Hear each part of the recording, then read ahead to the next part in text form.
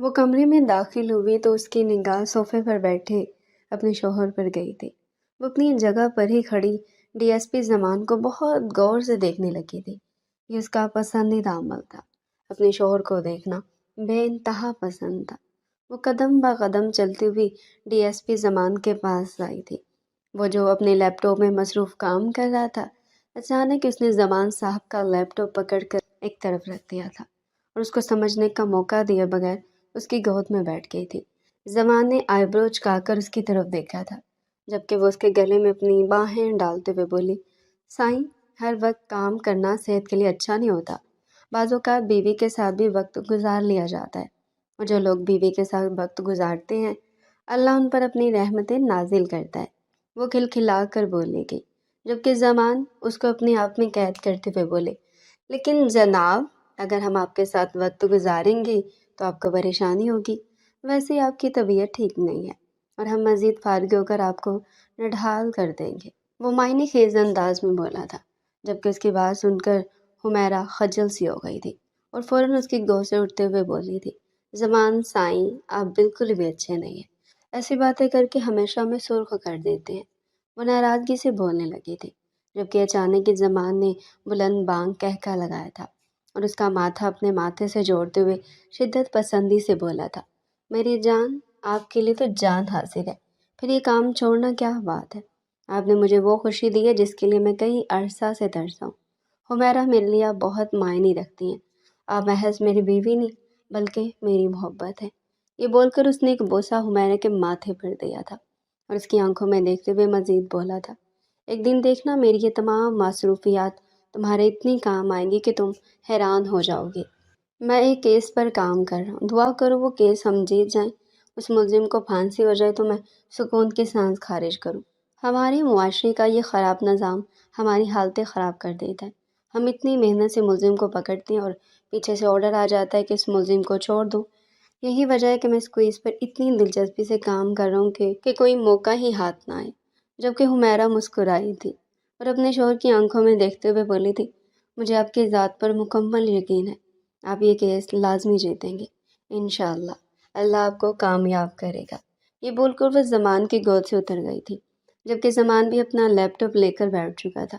ابھی وہ دونوں آپس میں محو گفتگو تھے کہ اچانک ان کے کمرے کا دروازہ کھلا تھا اور حمیرہ کی ساس ہڑبڑاتے ہوئے کمرے میں داخل ہوئی تھی۔ زمان کی جانب دیکھتے ہوئے گھبرائے لہجے میں بولی تھی، زمان، وہ چھوٹی، ان کا ساتھ دھوکنے کی مانے چل رہا تھا، جبکہ زمان کا دل کسی نے مٹھی میں بھینچ لیا تھا۔ اپنی بہن میں اس کی جان بستی تھی، وہ اپنی چھوٹی بہن کو بہن نہیں بلکہ اپنی بیٹی کہتا تھا۔ اپنی ماں کے منہ سے ایسے الفاظ سن کر وہ بے ساختہ کمرے سے بھاگ گیا تھا۔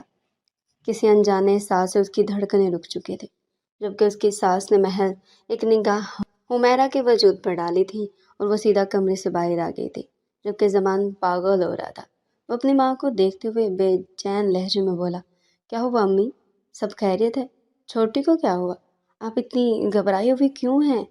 جبکہ اس کی ماں نے روتے ہوئے بولی تھی، تمہاری بہن کو ہوش ہی نہیں آ رہا، اس نے چھت سے چھلانگ لگا لی، تم دیکھو۔ جبکہ زمان الٹے پاؤں باہر کی طرف بھاگا تھا، وہ کوئی دیوانہ معلوم ہو رہا تھا۔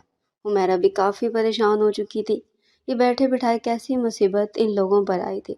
اس کی ماں کے کہنے کے بالکل ٹھیک مطابق برآمدے میں ہی اس کی بہن آبتر حالت میں پڑی ہوئی تھی، اس کا سر خون میں لت پت تھا، جسم پر بھی کافی چوٹیں آئی تھی۔ زمان بنا سوچے سمجھے اس کو اپنی گود میں لیے باہر کی طرف بھاگا تھا۔ باہر ہی اس کی پولیس وین کھڑی ہوئی تھی، وہ اس میں ڈال کر اس کو لے ہسپتال کی طرف گامزن ہوا تھا۔ وہ اپنی بہن کا ہاتھ پکڑتے ہوئے بولا تھا، چھوٹی، میں تجھے کچھ نہیں ہونے دوں گا، جان پر کھیل جاؤں گا لیکن تیری حفاظت ہر حال میں کروں گا۔ میں ابھی زندہ ہوں تو پریشان نہیں ہوں، مگر نہ جانے کیوں زمان کا دل کہتا تھا کہ بہت دیر ہو گئی ہے۔ اس کی بہن بالکل ٹھنڈی پڑی ہوئی تھی، سانس بھی بالکل ہی نہیں آ رہی تھی، یہی وجہ تھی کہ اس کا دم نکلنے کے در پر آ گیا تھا۔ زمان کے ہاتھ پاؤں ٹھنڈے پڑنا شروع ہو گئے تھے، تقریباً 2 سے 3 بار اس کا بری طرح ایکسیڈنٹ ہوتے ہوتے بچا تھا۔ وہ اسپتال پہنچا تو اس کی امیدیں مزید ختم ہونے لگی تھی، لیکن وہ پھر بھی اللہ پر کامل یقین رکھنا چاہتا تھا۔ اس نے حمیرہ کو اپنی باہوں میں بھرا تھا اور دیوانہ وار ہسپتال میں بھاگا تھا۔ فوراً ہی ایمرجنسی کیس میں اس کی بہن کو ایڈمٹ کر لیا گیا تھا، لیکن جیسے اس کا معائنہ ہوا، ڈاکٹر نے خبر دے دی تھی کہ انتقال بہت پہلے ہو چکا ہے، آنے میں کافی دیر کر دی ہے۔ گرنے کے باعث ان کے حرام مغز میں بہت بری چوٹ آئی ہے اور وہ جائے واردات پر ہی جان کی بازی ہار چکی ہے۔ جبکہ یہ زمان خبر سن کر پورے قد سے زمین بوس ہوا تھا۔ اس کی آنکھوں میں اندھیرا چھانے لگا تھا۔ وہ ڈی ایس پی زمان تھا، ہر ایک شخص اس کے نام سے خوف کھاتا تھا، اس کے نام سے لوگ بھاگ جایا کرتے تھے۔ وہ کسی کو معاف نہیں کرتا تھا، وہ ایک غیرت مند پولیس والا تھا۔ اس نے کبھی رشوت کی طرف دیکھنا بھی گوارا نہیں کیا تھا، لیکن آج اپنی بہن کی خبر سن کر وہ ڈی ایس پی اپنا توازن کھو بیٹھا تھا۔ اس کو یقین ہی نہیں آ رہا تھا اس کی ہنستی کھیلتی بہن اس کے اس دنیا میں چھوڑ کر چلی گئی ہے۔ اس کی آنکھوں سے تواتر آنسو بہہ رہے تھے۔ وہ مضبوط اعصاب کا مالک آج اپنی بہن کی جدائی پر رو پڑا تھا۔ وہ بالکل آدموا ہو گیا تھا، اور یہ بات حقیقت ہے، مرد رویا نہیں کرتے، لیکن اگر مرد رو جائے تو یہ حقیقت ہے کہ وہ اس عورت سے بے انتہا محبت کرتے ہیں۔ تھوڑی دیر بعد اس کی ماں اور حمیرہ ہسپتال پہنچ گئے تھے، اور اس کو اس طرح زمین پر پڑا دیکھ ان کا کلیجہ بھی منہ پایا تھا۔ حمیرہ نے فوراً زمان کو اپنی آغوش میں سمیٹ لیا تھا، جبکہ زمان حمیرہ کو اپنے سامنے دیکھ اس کے گلے لگ کر بے انتہا شدت سے رویا تھا۔ اس کی چیخوں کی آوازیں پورے ہسپتال میں گونج رہی تھی۔ سب زمان کو رحم کی نگاہوں سے دیکھ رہے تھے، جبکہ حمیرہ اس کی پیٹھ سہلاتے ہوئے بولی تھی، پریشان نہ ہو، اللہ ہمارا مددگار ہے، اللہ پاک ان کی مغفرت فرمائے گا۔ زمان حوصلہ کرے، اس طرح کرنے سے مسئلے کا حل نہیں ہوگا، امی کو سنبھالیں، ان کی حالت تو دیکھیں۔ حمیرہ کا دل بے حد اداس ہو گیا تھا۔ اس نے کبھی بھی اپنی نند کے ساتھ کوئی بیر نہیں رکھا تھا۔ وہ ایک اچھی بھابھی، ایک اچھی بیوی اور ایک اچھی بہو تھی۔ اس نے ہمیشہ دل سے سب کی خدمت کی تھی۔ حمیرہ ویسے بھی اپنی نند کے بے انتہا خلوص تھی، اس لیے اس کی موت اس کو بھی صدمے سے دوچار کر رہی تھی۔ وہ زمان کو سنبھال کر اوپر بٹھا چکی تھی، جبکہ زمان کا دماغ بالکل بھی کام ہی نہیں کر رہا تھا، مگر حمیرہ کی ہمت دلانے پر اس کی طبیعت کچھ بہتر ہوئی تھی، اور وہ فوراً ہسپتال کے معاملات نپٹانے لگا تھا۔ پولیس کیس ہونے میں چند دیر لگی تھی کیونکہ یہ خودکشی کا کیس تھا، مگر زمان نے اپنے اثر و سراغ سے تمام معاملے کو فوراً ہی رفع دفع کروا دیا تھا۔ پیپرز وغیرہ بنا کر وہ لوگ گھر آ گئے تھے۔ ڈیڈ باڈی سرد خانے پہنچا دی گئی تھی۔ گھر میں صفائے ماتم مچ چکا تھا، جب اچانک روتے ہوئے اس کی ساس نے حمیرہ کی طرف اشارہ کیا تھا اور تکلیف سے بولی تھی، تمہاری بہن کی قاتل کوئی اور نہیں بلکہ تمہاری بیوی حمیرہ ہے۔ اس نے تمہاری بہن کو ختم کیا ہے۔ اس عورت کو ایک بار بھی میری بیٹی پر ترس نہیں آیا۔ وہ جو زمان کو پانی دینے لگی تھی، اس نے حیران ہو کر اپنی ساس کو دیکھا تھا کہ وہ کیا بول رہی تھی۔ ہاں، وہ صدمے میں تھی، لیکن اس صدمے میں بھی ایسی باتیں کیسے بول سکتی تھی؟ جبکہ زمان اپنی ماں کو حیران کن نگاہوں سے دیکھتے ہوئے بولا، فضول باتیں نہ کریں اماں، آپ اس طرح حمیرہ پر بے بنیاد الزام نہیں لگا سکتی۔ اگر آپ صدمے میں ہیں تب بھی خاموش ہیں، بیوی ہے یہ میری۔ وہ فوراً ہی تڑپ اٹھا تھا۔ وہ حمیرہ کے بارے میں نہ پہلے کبھی کوئی بات سنتا تھا اور نہ آج اس نے سننے کی کوشش کی تھی، جبکہ اس کی ماں فوراً اپنی جگہ سے کھڑی ہوئی تھی اور اس کی جانب دیکھتے ہوئے بولی تھی، زمان، میں اپنی مری ہوئی بیٹی کی قسم کھاتی ہوں، تیری بیوی قاتل ہے، تمہاری بہن کو جو بھڑکاتی رہی ہے اور آخر میں میری بیٹی کو ٹکا سا جواب دے دیا، اور جب تمہاری بہن کو معلوم ہو گیا کہ اس کا بھائی اس کو نہیں مل سکتا تو اس نے خودکشی کر کے اپنے آپ کو ختم کر لیا۔ تمہاری بیوی ہمارے گھر کی خوشیوں کی قاتل ہے۔ جبکہ حمیرہ کی آنکھیں پھٹی کی پھٹی رہ گئی تھی۔ ایسا محسوس ہوتا تھا جیسے قدموں تلے زمین نکل گئی ہو۔ وہ اپنی ساس کی جانب دیکھتے ہوئے تڑپ کر بولی تھی، امی، آپ مجھ پر اس طرح بے بنیاد الزام نہیں لگا سکتی، آپ غلط بیان نہیں کر رہی ہیں۔ زمان، میں نے ایسا کچھ نہیں کیا، آپ کی بہن میری بھی بہن تھی، میں محض اس کو… وہ مزید کچھ کہتی اس سے پہلے زمان نے ایک زناٹے دار تھپڑ اس کے منہ پر رسید کیا تھا، جس کی تاب نہ لاتے ہوئے حمیرہ اس پل ہی زمین بوس ہو گئی تھی۔ اس کی آنکھوں میں خون اترا ہوا تھا۔ وہ کچھ کہتا اس سے پہلے ہی گھر کے دروازے پر دستک ہوئی تھی اور محلے والے گھر میں داخل ہونا شروع ہو گئے تھے۔ معاملے کی نزاکت کو دیکھتے ہوئے وہ فی الحال خاموش ہو گیا تھا، لیکن اس کا دماغ ساتویں آسمان پر پہنچا ہوا تھا۔ اس کا بس ہی نہیں چل رہا تھا وہ حمیرہ کو زمین میں زندہ گاڑ دے۔ یہ بات اس کو بھی معلوم ہوئی تھی، اس کی بہن حمیرہ کے بھائی کو پسند کرنے لگی، اور جو الزام اس کی ماں نے لگایا تھا وہ جھوٹ پر مبنی نہیں ہو سکتا تھا، کیونکہ اس رشتے کے حمیرہ بے انتہا خلاف تھی۔ اس نے منع کر دیا تھا کہ وہ اپنے بھائی کے لیے زمان کی چھوٹی بہن کا رشتہ کسی صورت نہیں لے گی۔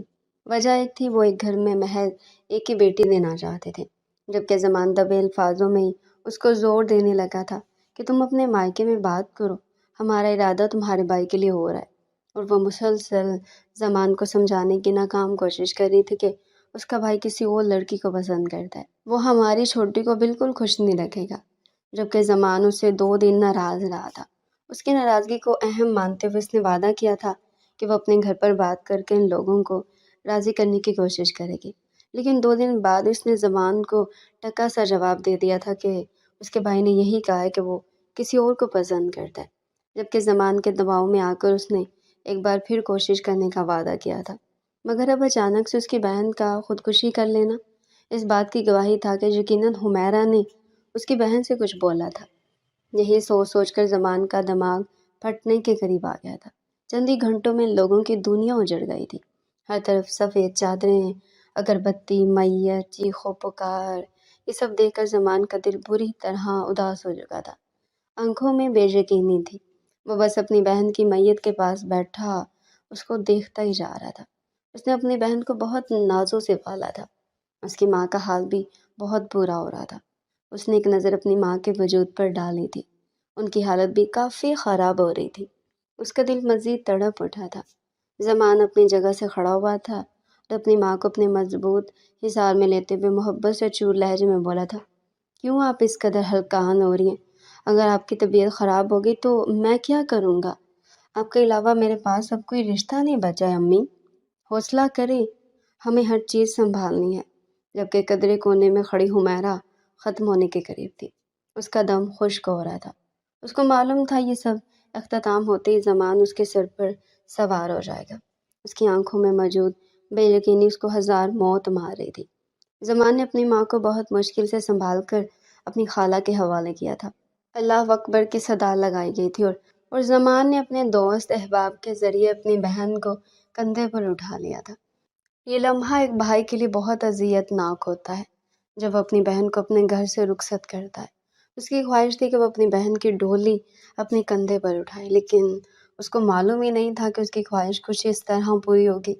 اس کی آنکھوں سے تواتر آنسو بہہ رہے تھے، اس کا دل مرنے کے قریب آ گیا تھا۔ اس کا بس ہی نہیں چل رہا تھا کہ وہ اتنی شدت سے روئے کہ اس کا دل پھٹ جائے۔ اس کی آنکھوں میں انتقام کی آگ جلنا شروع ہو گئی تھی۔ اس نے دل ہی دل میں سوچ لیا تھا کہ وہ حمیرہ کو زندہ نہیں چھوڑے گا، اس کو بھی وہ اتنی اذیت سے دوچار کرے گا کہ اس کا بھائی بھی اسی طرح تڑپ اٹھے گا۔ مگر اس کو معلوم ہی نہیں تھا اس دوران وہ اپنی انسانیت کو کسی طرح تباہ کرنے والا ہے۔ اپنی بہن کو دفنا دینے کے بعد وہ اس کی قبر پر ہی گم سم بیٹھا رہا تھا۔ مٹی ڈال دی گئی تھی، اس کی بہن کو قبر میں دفنا دیا گیا تھا۔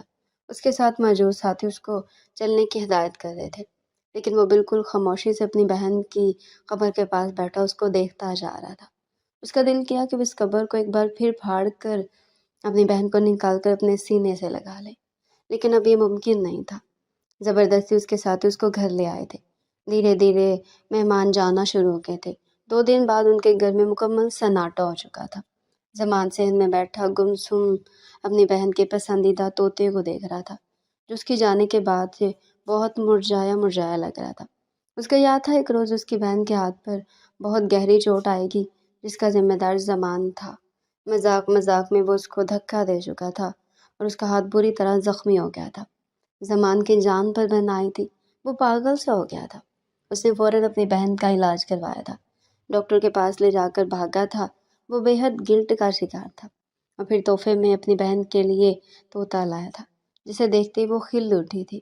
اس کی چھٹکی بہت معصوم تھی، ایک گھریلو لڑکی تھی، اس نے کبھی بھی باہر کی دنیا نہیں دیکھی تھی۔ وہ اپنی ماں اور بھائی کے گرد گھومنے والی لڑکی تھی، مگر دھیرے دھیرے منظر تبدیل ہونا شروع ہو گیا تھا۔ زمان کی آنکھوں میں خون اترنا شروع ہو چکا تھا۔ وہ سوچ چکا تھا کہ وہ کسی صورت بھی اپنی بیوی کو معاف نہیں کرے گا۔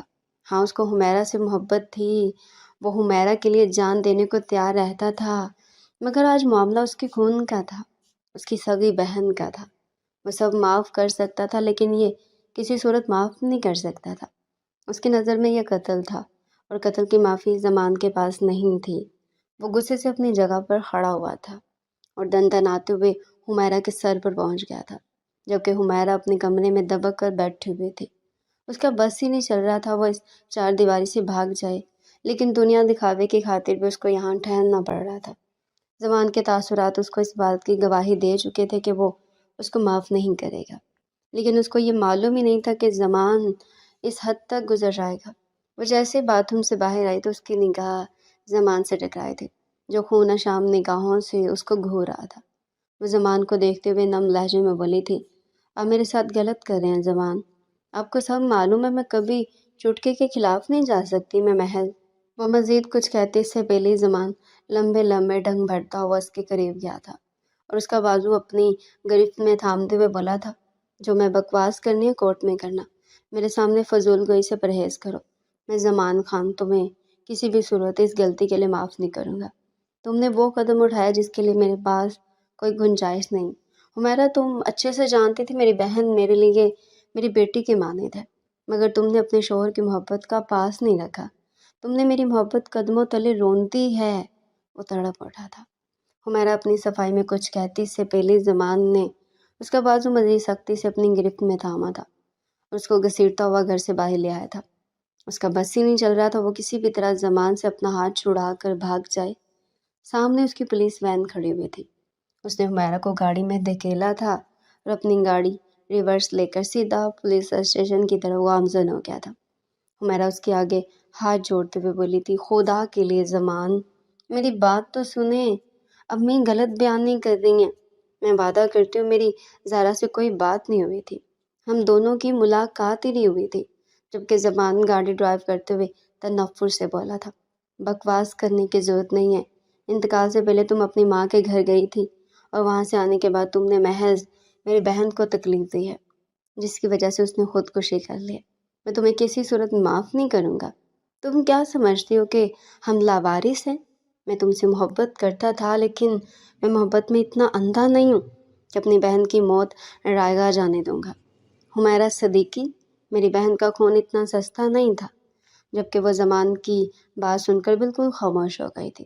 آج وہ حمیرہ کے نام کے آگے اپنا نام لگانے کے بجائے اس کے باپ کا نام استعمال کر رہا تھا۔ وہ سمجھ گئی تھی کہ زمان کو سمجھانا بے انتہا مشکل ترین عمل ہے۔ یہ بات تو اس کو معلوم تھی، اس کا شوہر اگر غصے میں آ جائے تو کسی کی بات ہی نہیں سنتا، لیکن اس کو اس بات پر یقین نہیں آ رہا تھا کہ اس کا شوہر جو ہمیشہ اس کے نام کی مالا جپتا تھا، ہر پہر اس کو پکارتا رہتا تھا، اس کے خلاف ایک الفاظ برداشت نہیں کرتا تھا، آج وہی زمان اس کو پہچاننے سے انکار کر چکا تھا۔ وہ بالکل چپ تھی۔ چند پل کی مسافت کے بعد پولیس اسٹیشن آ گیا تھا۔ حمیرہ کی جان نکلنے کے در پر آ گئی تھی۔ وہ آج تک پولیس اسٹیشن کے قریب بھی نہیں گئی تھی۔ اس کا شوہر ڈی ایس پی تھا، مگر آج سے پہلے اس نے کبھی پولیس اسٹیشن کی شکل نہیں دیکھی تھی۔ اس کا دل خون کے آنسو رو رہا تھا۔ وہ زمان کی جانب دیکھتے ہوئے منت بھرے لہجے میں بولی تھی، میری بات کا یقین کر لیں، میں نے کچھ نہیں کیا، خدا کی قسم میں بے قصور ہوں۔ لیکن زمان اس کی طرف دیکھنا ہی نہیں چاہتا تھا۔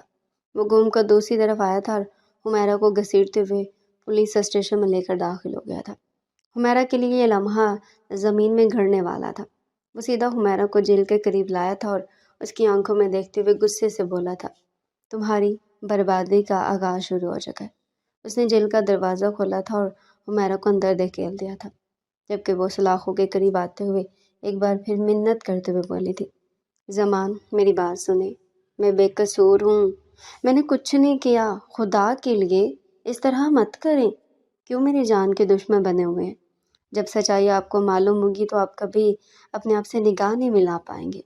مگر زمان اس کی طرف دھیان دینا ہی نہیں چاہتا تھا۔ اس نے ایک لیڈی کانسٹیبل کو آواز دی تھی اور اس کے حوالے چابی کرتے ہوئے بولا تھا، اس لڑکی کو لمحہ بلمحہ اذیت سے دوچار کرو، اس پر لاٹھی چارج کرو، اس کا ریمانڈ لو، میں تھوڑی دیر میں گھر سے آتا ہوں۔ جبکہ اس لیڈی کانسٹیبل نے فوراً سرس بات میں ہلایا تھا اور زمان سے چابی لینی تھی۔ زمان جس طرح آیا تھا اسی طرح خاموشی سے چلا گیا تھا۔ حمیرہ کا دم خشک ہونے والا تھا۔ وہ 2 ماہ کی حاملہ تھی، یہ بات زمان کو بخوبی معلوم تھی، اور اب اس کا رویہ دیکھ اس کا دل پھٹنے کے قریب آ گیا تھا۔ وہ کونے میں جا کر بیٹھ گئی تھی اور اللہ سے دعا کر رہی تھی کہ وہ اور اس کا بچہ یہاں پر محفوظ رہیں، کیونکہ جس انداز میں وہ ریمانڈ کا بول کر گیا تھا، اس کو معلوم تھا اس کی بات کسی صورت بھی نظر انداز نہیں کی جائے گی، اور وہ اپنے رب سے دعا ہی کر سکتی تھی کہ یہاں موجود لیڈی کانسٹیبل وغیرہ اس کے ساتھ سلوک سے پیش آ جائیں۔ لیکن آج کے دور میں کوئی کسی کا نہیں ہوتا۔ خاص کر کے پولیس والے ایک مجرم کا ساتھ دے دیں، یہ تو ممکن ہی نہیں ہے۔ چند پل بعد ہی جیل کا دروازہ کھل گیا تھا، جبکہ حمیرہ کا کلیجہ منہ کو آیا تھا۔ وہ تھر تھر کانپ رہی تھی، آنکھوں سے آنسو تواتر جاری تھے۔ گرمی نہ ہونے کے باوجود اس کے ماتھے پر پسینہ پھوٹ پڑا تھا۔ لیڈی کانسٹیبل اندر آئی تھی اور اس کا بازو پکڑتے ہوئے اس کو باہر گھسیٹنے لگی تھی، جبکہ حمیرہ کی چیخ و پکار نے پورا پولیس اسٹیشن دہلا دیا تھا۔ وہ لیڈی کانسٹیبل غصے میں حمیرہ کے منہ پر ایک تھپڑ جڑتے ہوئے بولی تھی، اگر تمہاری آواز میرے کان کے پردوں سے ٹکرائی تو میں ابھی کے ابھی تمہارا حشر نشر کر دوں گی۔ خاموشی سے اندر چلو، ورنہ تمہارا قتل ہونے سے کوئی بچا نہیں پائے گا۔ جبکہ حمیرہ کے رونگٹے کھڑے ہو گئے تھے۔ وہ کس مصیبت میں پھنس چکی تھی، اس کو کچھ سمجھ ہی نہیں آ رہا تھا۔ وہ اس لیڈی کانسٹیبل کے آگے ہاتھ جوڑتے ہوئے بولی تھی، میں بے قصور ہوں، میں نے کچھ نہیں کیا۔ میری ساس مجھ پر ناجائز الزام لگا رہی ہے، وہ غلط بیان نہیں کر رہی ہے۔ مگر اس کی کوئی فریاد ہی نہیں سنی گئی تھی۔ اس کو گھسیٹ کر وہ لوگ ریمانڈ روم میں لے گئے تھے اور اس پر لاٹھی چارج شروع کر دیا گیا تھا۔ ایک لیڈی کانسٹیبل مسلسل اس کے جسم پر ڈنڈے برسا رہی تھی، جبکہ وہ اپنا پیٹ بچاتے ہوئے ایک ہی بات بول رہی تھی کہ میں حاملہ ہوں۔ میری بات تو سنو، میں 2 ماہ کی حاملہ ہوں۔ لیکن سب فرعون بن گئے تھے۔ اسے حیرانگی اپنے شوہر پر ہو رہی تھی۔ اس نے ایک بار بھی نہیں سوچا تھا کہ اس کی بیوی ماں بننے والی ہے۔ وہ لیڈی کانسٹیبل اس کو اتنا زرد کوب کر چکی تھی کہ حمیرہ کے منہ سے بولنے کے لیے زبان بھی باقی نہیں رہی تھی۔ خدا کا شکر تھا اس لیڈی کانسٹیبل نے مارتے ہوئے احتیاط کی تھی اور بچے کو کوئی نقصان نہیں پہنچا تھا۔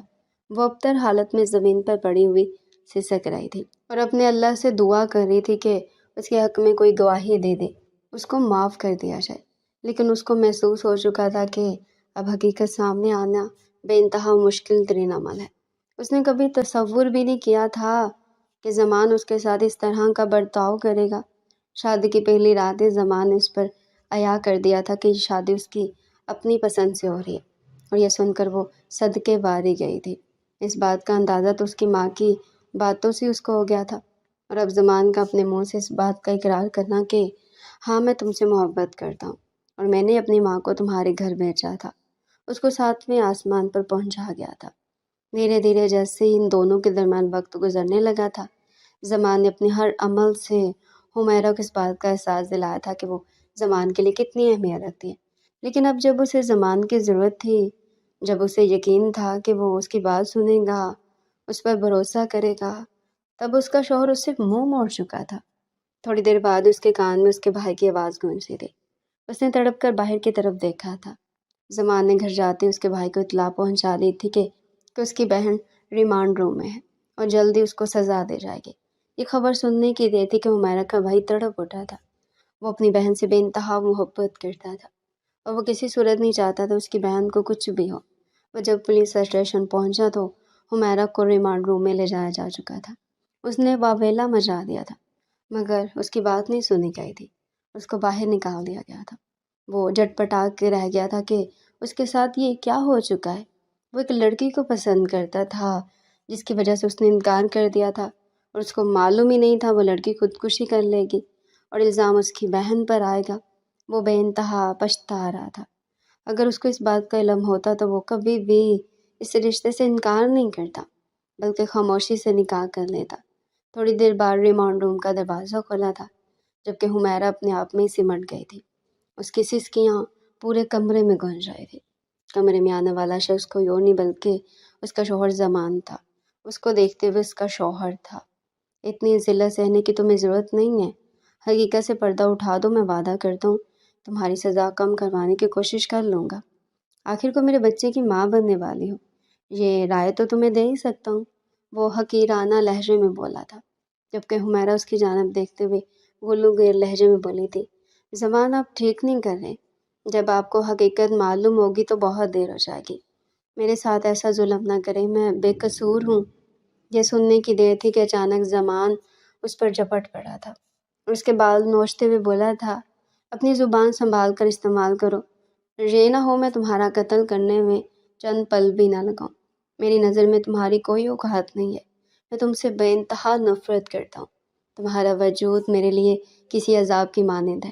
جبکہ حمیرہ اس کے الفاظ برداشت نہ کرتے ہوئے اس کی باہوں میں ہی بے ہوش ہو گئی تھی۔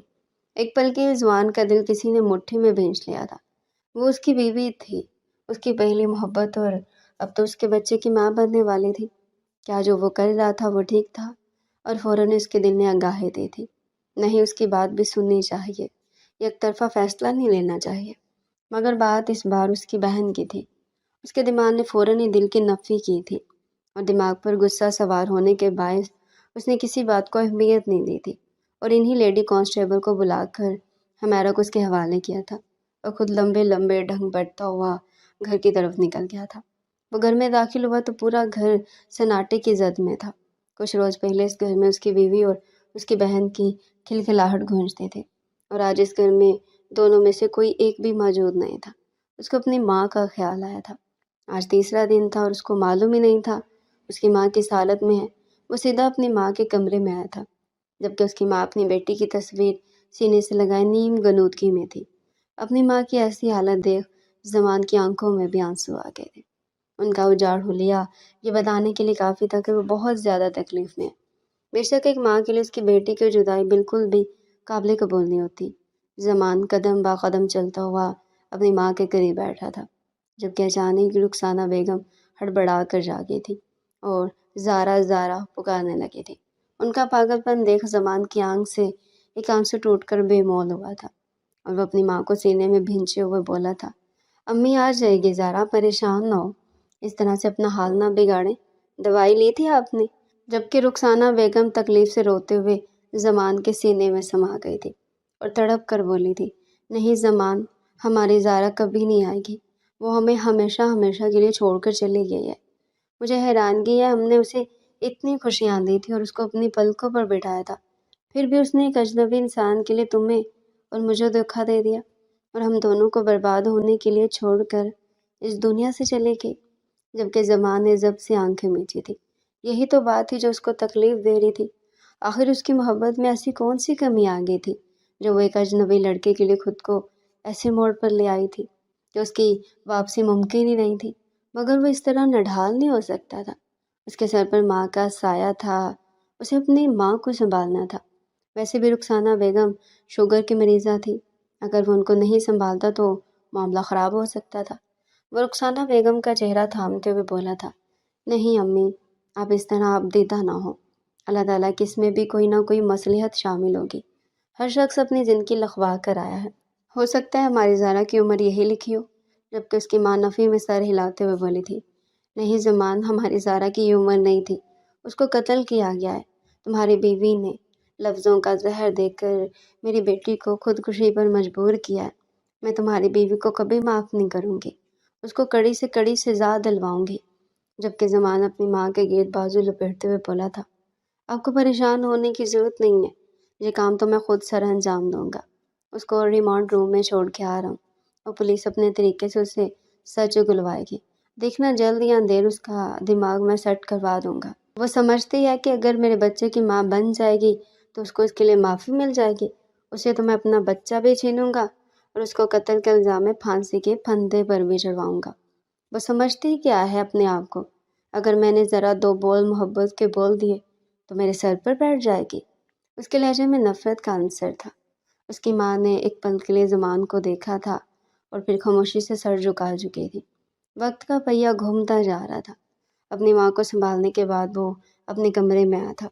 اس کو عجیب وحشت ہو رہی تھی، اس کا بس ہی نہیں چل رہا تھا وہ کہیں بھاگ جائے، کمرے میں نہ جائے، لیکن اس جگہ کے علاوہ اور کوئی ٹھکانہ اس کے پاس نہیں تھا۔ پولیس اسٹیشن میں حمیرہ تھی اور گھر پر ماں تھی، وہ کہیں بھی نہیں جا سکتا تھا، اسی لیے اپنے کمرے کا انتخاب کیا تھا۔ وہ کمرے میں داخل ہوا تو اس کو چاروں طرف حمیرہ کی کمی محسوس ہونے لگی تھی۔ وہ خاموشی سے صوفے پر بیٹھ گیا تھا اور اس دن کا واقعہ یاد کرنے لگا تھا۔ حمیرہ کا پاس آنا، اسے لاڈ کرنا، اپنی محبت کا اظہار کرنا، یہ سب باتیں زمان کو بہت پسند تھی۔ وہ لمحہ یاد کر کے اس کے چہرے پر ایک آسودہ مسکراہٹ آ گئی تھی اور وہ اپنا سر جھٹکتے ہوئے بولا تھا، نہیں، مجھے اس قاتل سے محبت نہیں ہے، میں زمان خان تمہیں کسی قیمت پر بھی معاف نہیں کروں گا۔ تم نے وہ غلطی کی ہے جس کی معافی میرے پاس موجود نہیں ہے۔ وہ چاہتا تو حمیرہ کے بھائی کو بھی حراست میں لے سکتا تھا، مگر اس کو یہ بھی معلوم تھا اگر سزا حمیرہ کو دی جائے گی تو تکلیف اس کے بھائی کو زیادہ ہوگی۔ آخر کو اس کی بھی اکلوتی بہن کا سوال تھا۔ رات کترا کترا کر کے پگھلتی چلی گئی تھی۔ کوئی ایسا لمحہ نہیں تھا جب زمان خان نے اپنی زوجہ حمیرہ صدیقی کو یاد نہ کیا، لیکن وہ اس بات کو ماننے کو بالکل بھی تیار نہیں تھا۔ صبح کی روشنی جیسی آسمان پر پھوٹی تھی، وہ اپنی گاڑی لے کر پولیس اسٹیشن کی طرف گامزن ہو گیا تھا۔ اس کا دل عجیب سی کیفیت کا شکار تھا۔ ہاں، وہ اپنی محبت سے نفرت کا دعویٰ کر رہا تھا، لیکن حمیرہ کے ساتھ اس نے ایک وقت گزارا تھا۔ اس کے ہاتھوں میں بے ہوش ہوئی تھی، یہی وجہ تھی کہ اس کا دل حد سے زیادہ گھبرا رہا تھا۔ وہ پولیس اسٹیشن میں پہنچا تو لیڈی کانسٹیبل جیل کے پاس ہی بیٹھی ہوئی تھی۔ اس کو دیکھ کر تمام لوگ ادب میں کھڑے ہو گئے تھے۔ جبکہ وہ سیدھا جیل میں داخل ہوا تھا، اس کی نگاہ اپنی بیوی پر گئی تھی جو سکڑی سمٹی سو رہی تھی۔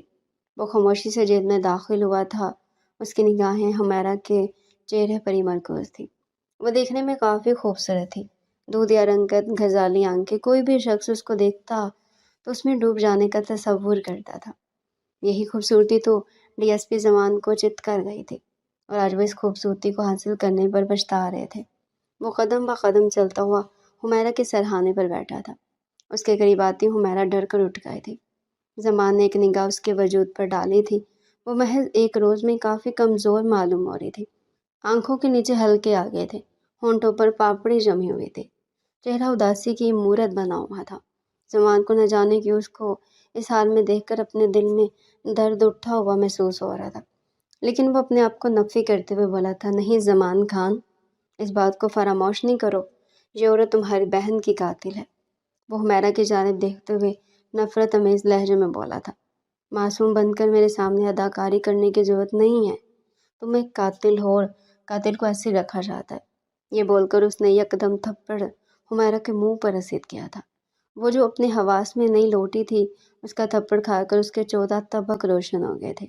زمان اس کو دیکھتے ہوئے غصے سے گر آیا تھا، تمہیں میں کسی صورت معاف نہیں کروں گا۔ تم نے جو میرے ساتھ کیا ہے، اس کی سزا تمہیں ہر قیمت پر ملے گی۔ کل تمہاری پیشی، اپنے آپ کو ہر چیز کے لیے تیار کر لینا۔ یہ بول کر وہ ٹھہرا نہیں تھا۔ وہ حمیرہ کی ایسی حالت دیکھ کر نہیں پا رہا تھا، اور بے شک ایک محبت کرنے والا شخص کبھی بھی اپنی محبوبہ کے حال میں نہیں دیکھ پاتا۔ وقت کا پہیہ گھومتا جا رہا تھا۔ اگلے روز یہ عدالت میں اس کو پیش کر دیا گیا تھا۔ حمیرہ کے گھر والے بھی وہاں پر موجود تھے۔ ان لوگوں نے بہت ہاتھ پاؤں مارے تھے، لیکن زمان ڈی ایس پی تھا، اس کے آگے کسی کی نہیں جل پائی تھی، بلکہ وہ سب کو زیر کرتا چلا گیا تھا۔ جج صاحب آگے تھے، پورا ماحول بن چکا تھا۔